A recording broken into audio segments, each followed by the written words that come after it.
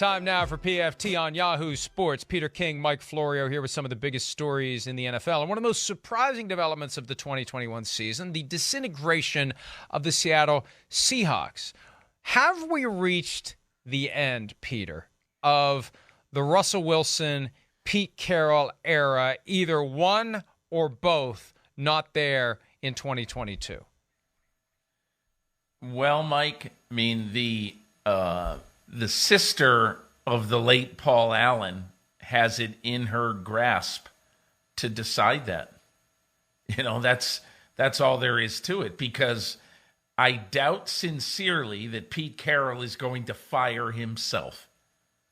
So it is incumbent upon Joni Allen to essentially decide whether Pete Carroll continues, whether John Schneider continues, and whether they should start anew by trading Russell Wilson for 3 number 1 draft choices.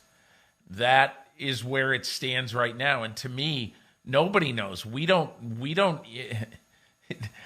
most owners in the NFL do not know the owner of the Seattle Seahawks in terms of, you know, knowing her and having conversations and all that.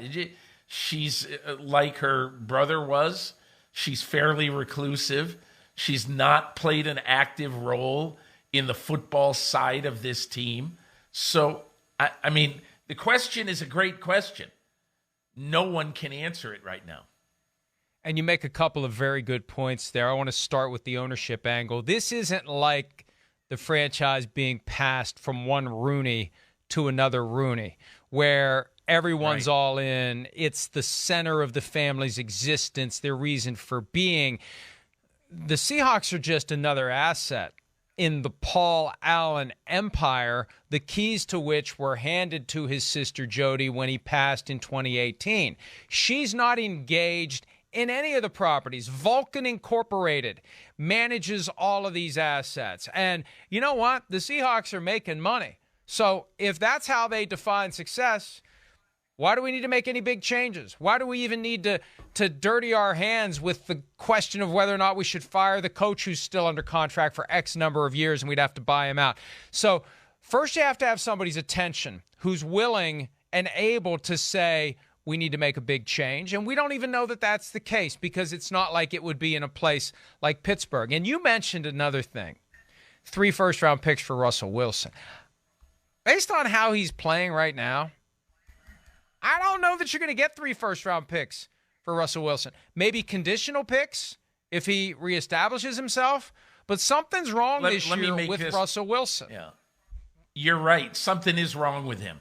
You don't throw away one of the top 5, 6, 7 quarterbacks in football because he's had 3 bad games, and probably 3 bad games because I'm just speculating, because maybe he came back too early from his finger surgery, and maybe there was all this optimism that he's back.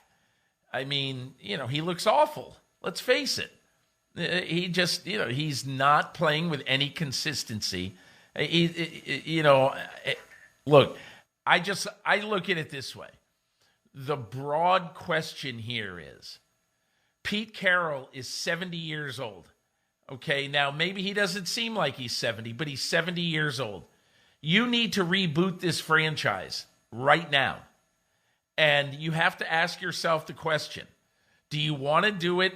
You know, if you can get players to rebuild your franchise with, you know, 3 high picks, and I'd give that in a second. If I were the Philadelphia Eagles, I'd make that offer the moment the season ended. And do you want to do it with, with Pete Carroll, who's 70 years old? I think the Seahawks have to ask themselves a lot of serious questions about their future. And you're absolutely right, and I agree with you. It's possible Russell Wilson came back too early, but no one's in a position to tell him no, not at a time when they're tiptoeing around the guy who wanted out in March and is clearly going to want out again after this debacle comes to a conclusion, wherever the bottom is. Maybe we're not there yet. We're at the point where we're out of time.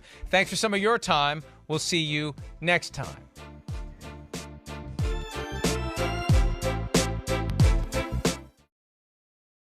Hi, I'm Mike Tirico, and thanks for watching. Make sure to hit subscribe for the latest news and highlights from NBC Sports.